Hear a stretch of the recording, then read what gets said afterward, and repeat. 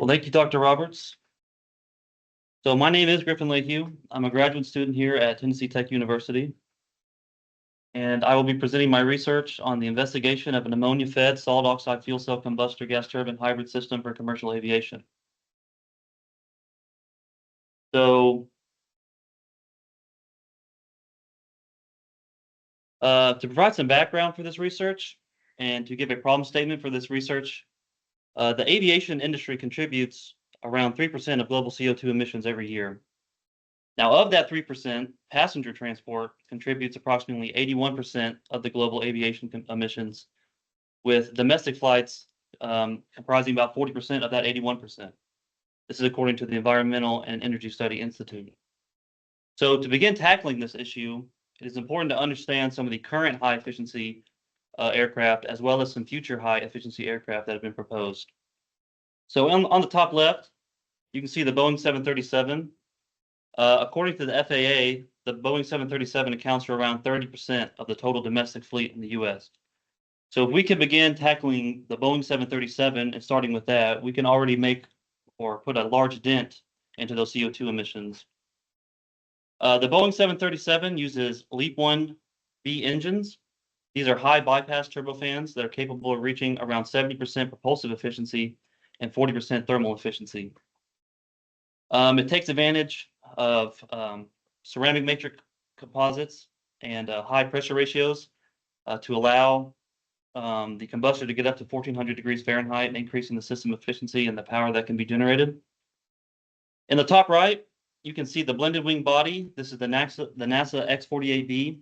This is a new concept for a new type of aircraft, where you're basically taking the tube and shell, the tube and wing, I should say, aircraft, and you are expanding that out into a blended wing. This promises to offer some aerodynamic efficiencies and increases in aerodynamics, but there have been some issues brought up about maybe flight stability with these particular aircrafts. We could also take a distributed propulsion approach like the NASA Susan, which uses boundary layer ingestion on the back and distributed propulsion on the wing with those propulsors you can see. And then the CFM Rise, which is being developed by General Electric, is an open fan engine concept that promises to reduce fuel consumption by 20%. So that's kind of more of a localized engine design, which is what we're trying to do here. So the hybridization technique that we're using on this aircraft is not batteries. We are using fuel cells to generate the electricity. Now here at Tennessee Tech, we test and we model solid oxide fuel cells. There's many different kinds of fuel cells that you can see on the chart to the left, depending on the operating temperature, as well as the ion that is conducted through the electrolyte. But all fuel cells consist of three main components. You have an anode, cathode, and an electrode, or an electrolyte. The anode, which is the reducing side of the fuel cell, is where the fuel is going to be sent into the fuel cell. That fuel will then be oxidized. Now, the anode is typically made of a nickel YSC ceramic for the solid oxide fuel cells that we use. The cathode is the oxidizing side of the fuel cell where the oxygen is reduced. Usually the oxygen is coming from the atmosphere for aviation use, but there are some instances where you could use nitrous oxides to provide your oxidant for the cathode. And then in between the anode and the cathode is the electrolyte. This is the ion conducting ceramic in between the cathode and the anode. And for the fuel cells, that's your YSC ceramic. So I'll give just a brief overview of a few types of fuel cells. So at the low end of the temperature range, you have alkaline fuel cells. These can operate from room temperature up to about 100 degrees C. And these are actually the types of fuel cells that were used on the Apollo 11 space mission. You can see that in the middle. It was about a 2.3 kilowatt fuel cell that was developed by Dr. Francis Thomas Bacon. HEM fuel cells, which operate at around the same temperature, are currently being used in the Toyota Mirai that you can see here, which is basically a hydrogen-powered fuel cell car, and they can promise a range of around 400 miles with this design. And then the solid oxide fuel cells that we use are very high temperature fuel cells, 750, 800 degrees C, which is beneficial for our system because we can use that high temperature energy later on in the system. So there's two major types of solid oxide fuel cells that are based on their geometry. You have planar fuel cells and tubular fuel cells. Here at Tennessee Tech, we test the tubular fuel cells. And the advantage with these tubular fuel cells is that you'll have an increase in durability and they're less sensitive to thermal stresses due to their cylindrical shape. But the downside to these is they are complex to manufacture and they are less power dense than the planar fuel cells.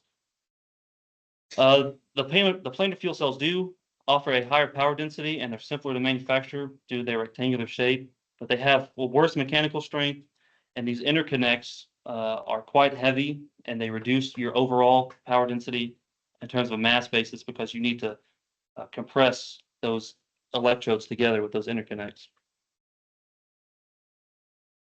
So to model the fuel cells, you can really get almost everything you need from what's called an overpotential curve or a VI curve, which is basically on the x-axis is the current density. That's the current that you're drawing from the fuel cell, normalized based on its active area in units of centimeters squared. And then the y-axis is the cell voltage. And there's really three different kinds of voltage drops that you will get, or overpotentials that you will get in the fuel cell. The first one is the activation overpotential. This is basically the energy barrier that you must provide to initiate the electrochemical reaction. And it's always there and you can't avoid it. There's also the ohmic overpotential, which is basically Ohm's law. It's just the ionic resistance and the electronic resistance in the conducting phase to the flow of electrons. And then the concentration losses are due to the limitation in the supply of fuel and oxidant at the triple phase boundary. That is the area where the ionic and the electronic phases meet the gas phase, and that's where all of your electrochemical reactions will occur. And so here at Tennessee Tech, to simplify in our steady state models, we have taken testing data that we have performed using hydrogen. And if we normalize this testing data at different pressures, and we normalize it to the condition of maximum power, we can generate these curves you see on the bottom right, which are basically curves that are a function of normalized current density and power density on the y-axis for various pressures that we can then extrapolate into the higher pressures that our system would operate at. So to achieve zero emissions with this project, we have proposed to use ammonia as a fuel. Ammonia does not carry any carbon within the structure, so when you burn it, you're not going to produce any CO2 emissions in the aircraft. The only emissions with our aircraft is water. Ammonia is primarily used in the U.S. as a U.S. fertilizer. It's about 80% of its production is for the agricultural sector. Now, ammonia production also is a significant contributor to CO2 production. There's estimates that it's about 1.3% of the world's energy-related carbon dioxide emissions come from the production of ammonia alone. To produce ammonia, the process is called the Haber-Bosch process, where you basically combine nitrogen from the air as well as hydrogen that you can get from either a non-clean form by gasifying carbon-based fuels like methane, or it's called green ammonia, where you can actually produce your hydrogen by using electrolysis with water. And you can break the water into hydrogen and oxygen and utilize that hydrogen to make the ammonia. So looking more at the thermodynamic properties of ammonia that are important for our system, here we have compared ammonia with two other aviation fuels that we have modeled and tested, being methane and hydrogen. And you can see from a volumetric standpoint, ammonia is pretty much in the middle of hydrogen and methane in a volumetric energy density, so a kilowatts per cubic meter measure. But from a specific standpoint, a per mass basis, you can see that ammonia is the worst out of these three. It has a very low specific energy density compared to methane and hydrogen, which makes it less competitive with methane and hydrogen, but it is a carbonless fuel. So ammonia does decompose at elevated temperatures in the presence of catalysts. At around 400 to 500 degrees C, you'll see ammonia will decompose into nitrogen and hydrogen. This is an endothermic reaction, so it actually takes in energy. So on our system, we'll show that we do crack the ammonia But to crack the ammonia, we continuously need a supply of energy to decompose. So the fuel cell is actually a hospitable environment for cracking the ammonia due to its elevated temperatures of the solid oxide fuel cells, which operate at around 800 degrees C, as well as the presence of nickel catalysts in the fuel cell that can speed up the reaction. But one downside that comes with cracking the ammonia in the fuel cell is that you will form a temperature gradient across the fuel cell, because like I said, ammonia cracking is an endothermic reaction and it requires energy. So you can see on this first plot in the middle, this is basically the temperature delta across the axial length of the SOC tubes as a function of the ammonia composition that's sent in. So for 100% pure ammonia, you can get around a 75-degree temperature gradient. But if you could drop that down to even just 40%, we've seen with our models in this test experiment that we can drop it down to 20 degrees C.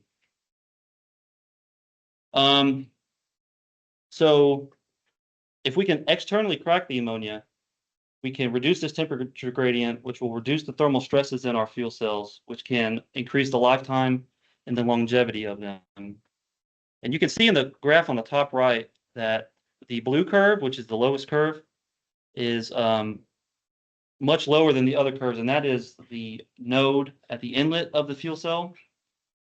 So really all of the cracking is happening right at the inlet of that fuel cell. So you have a really cold relative node at the front of the fuel cell, but then towards the end it heats up because all of the fuel cell or all the ammonia is cracked in the beginning.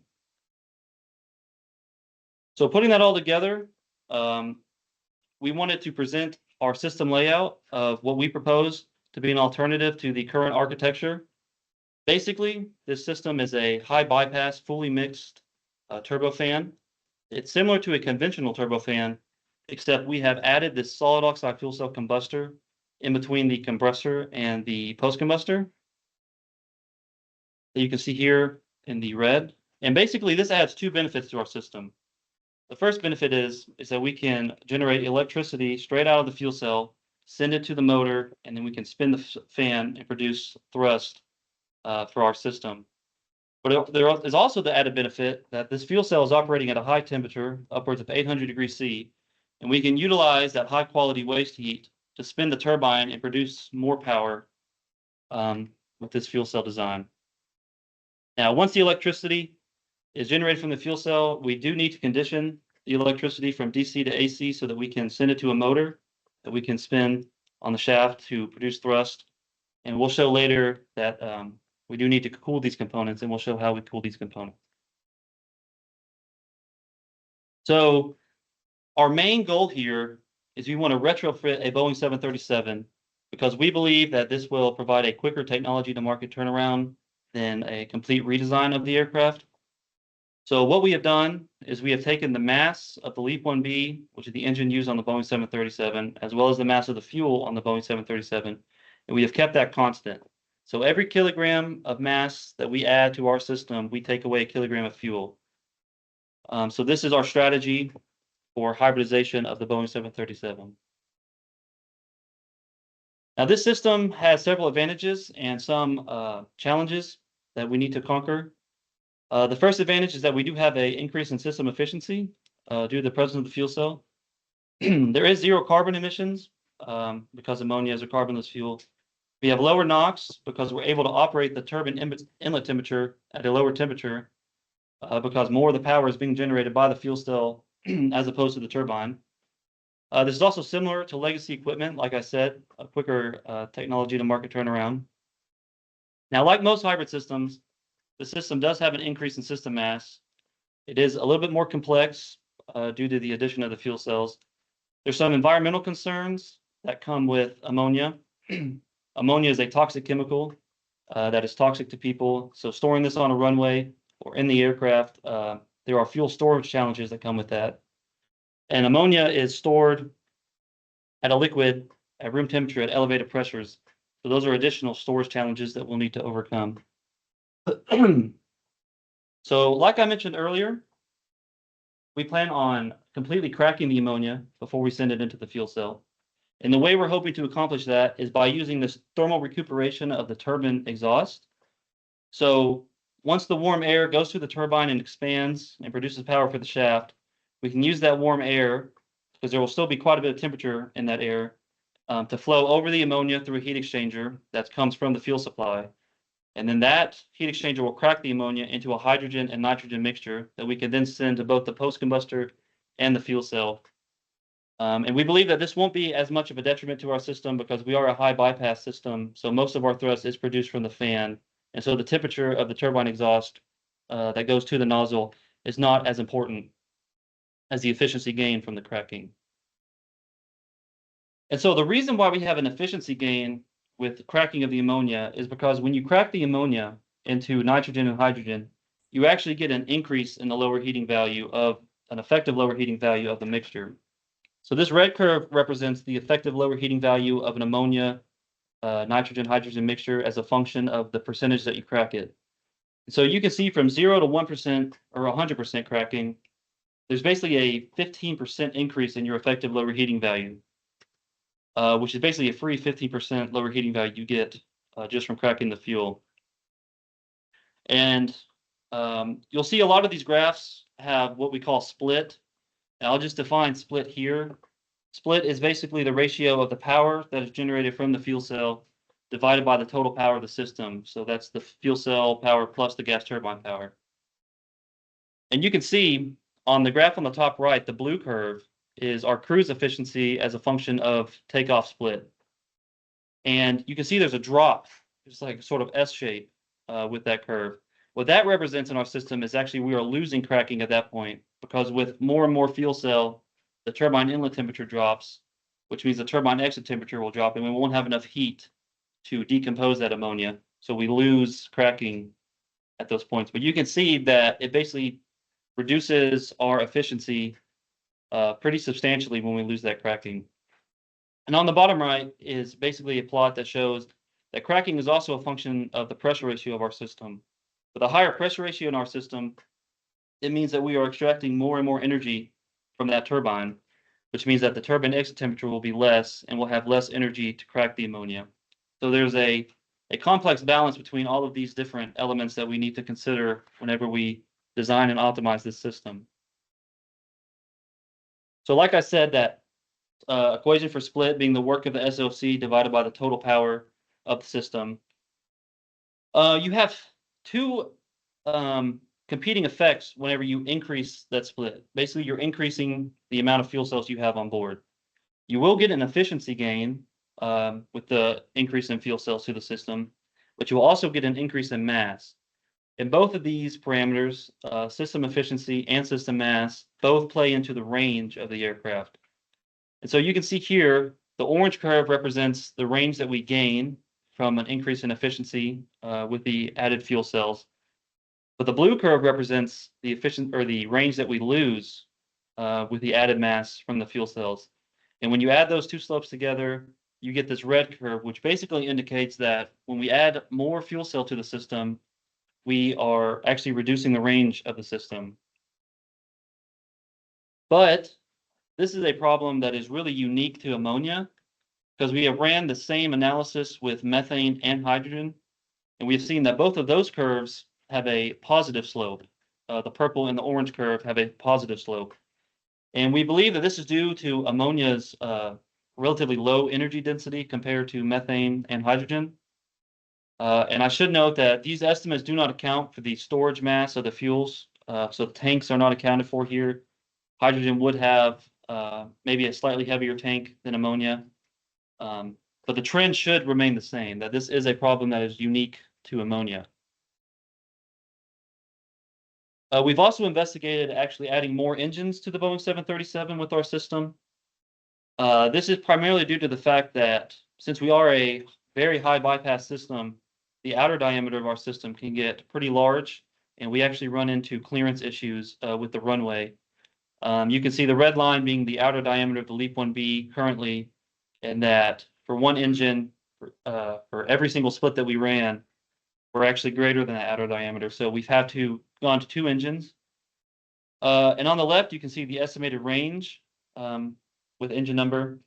And with 3 and 4 engines, it steeply drops off.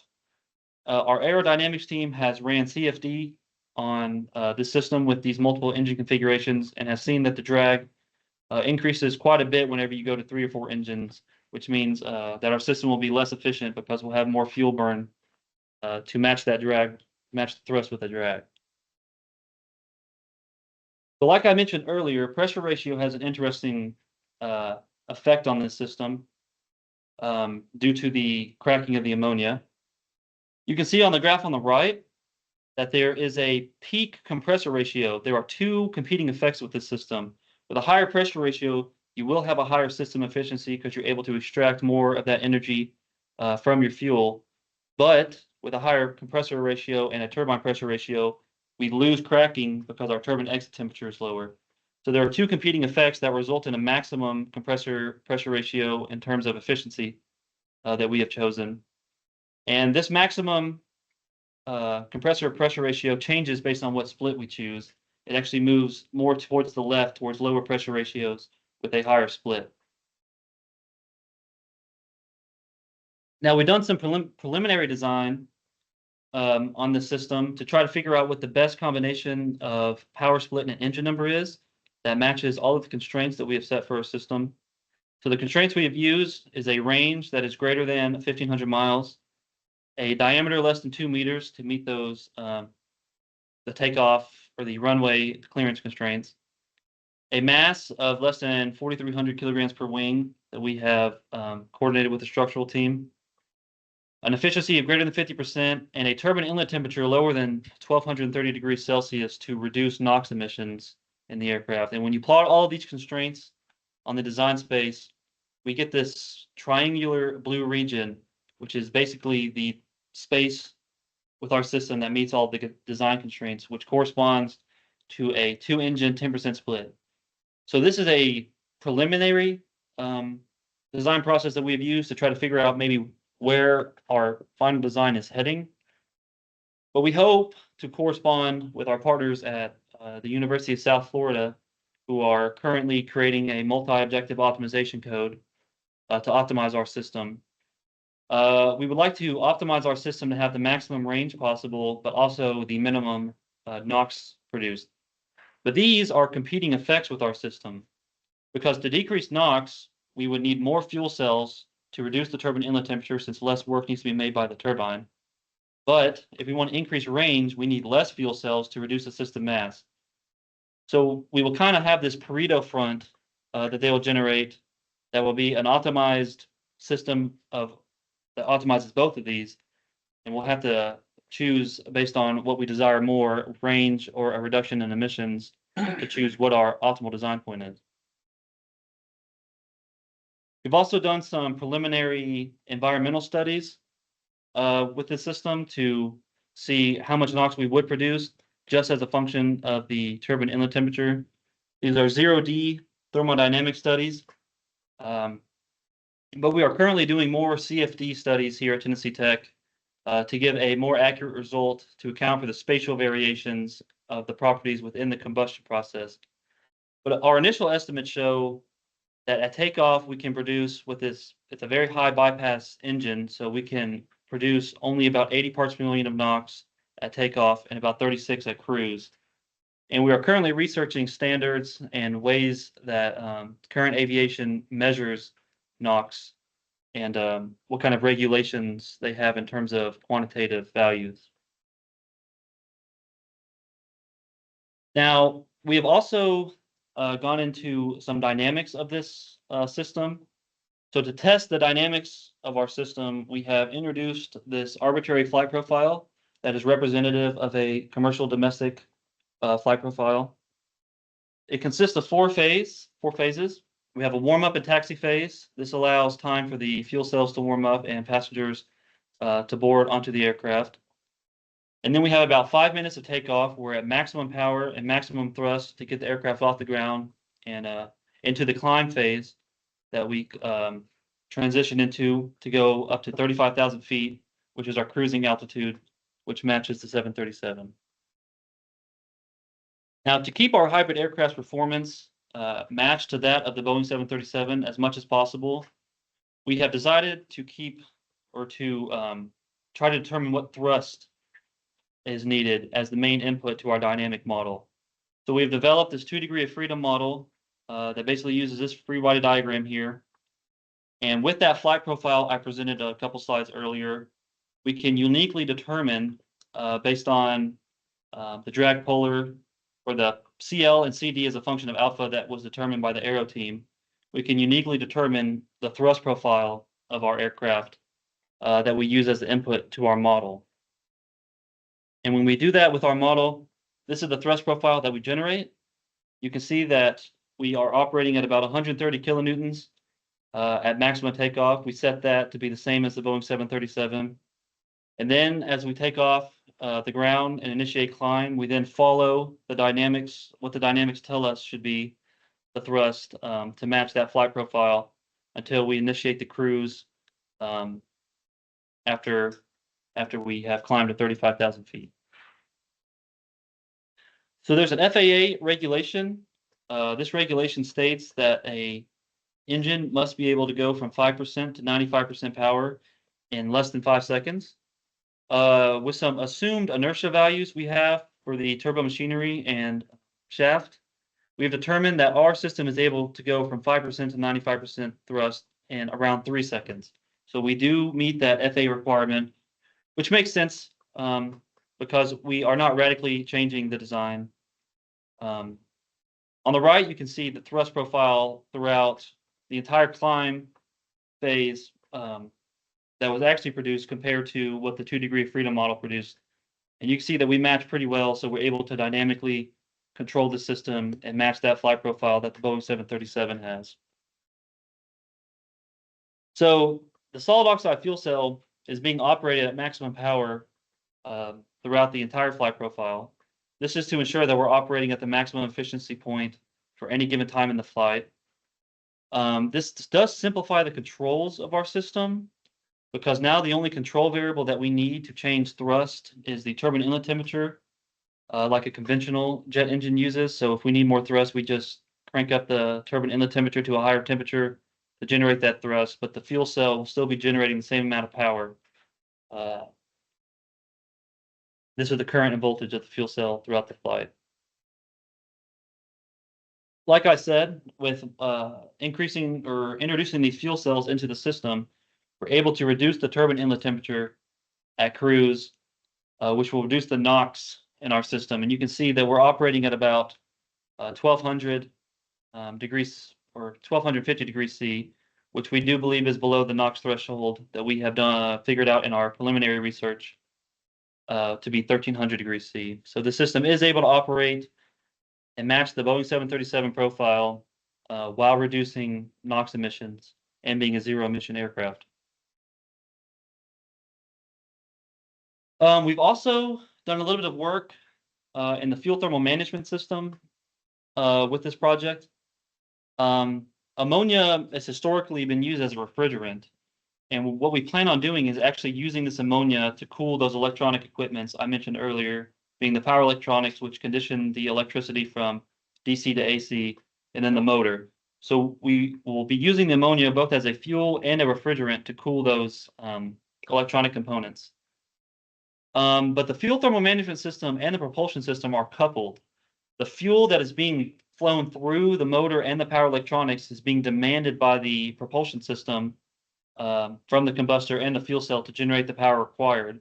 But those powers are sent to the fuel thermal management system as inputs to determine how much fuel it would need to keep those heat exchangers at an acceptable temperature. So we need to continue working with the fuel thermal management system team to figure out the best way to combine and merge these controls in our system. Now we think that some further improvements can be made with this system because increasing system efficiency as well as decreasing emissions on the system scale starts with design and optimization of the fuel cells themselves. So you can see on the top right, this is a chart as a function of range as a function of watts per centimeter squared for various splits that we have chosen.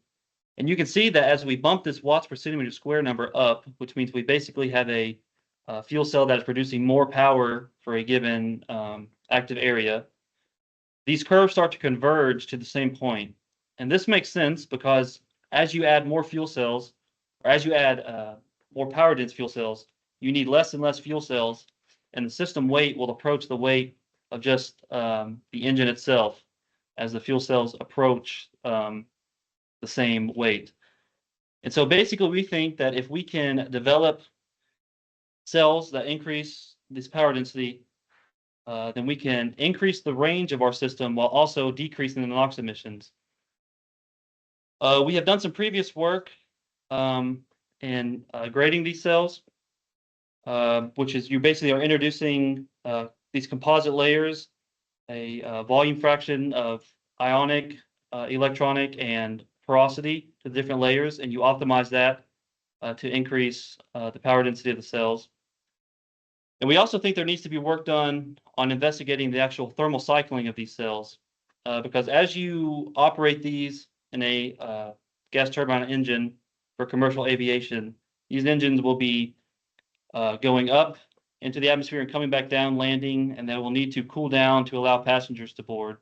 And so you can thermally cycle this system several times a day for a year, and we need to make sure that the fuel cell is able to handle that thermal cycling, and we can choose our best candidate that will have the longest lifetime in terms of this power that's generated. I would like to acknowledge the NASA Clean ULI project for providing the funding and the opportunity to work on this work.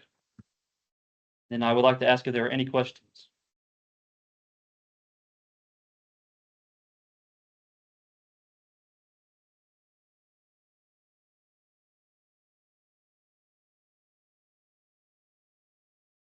Oh, did they? Yeah, I think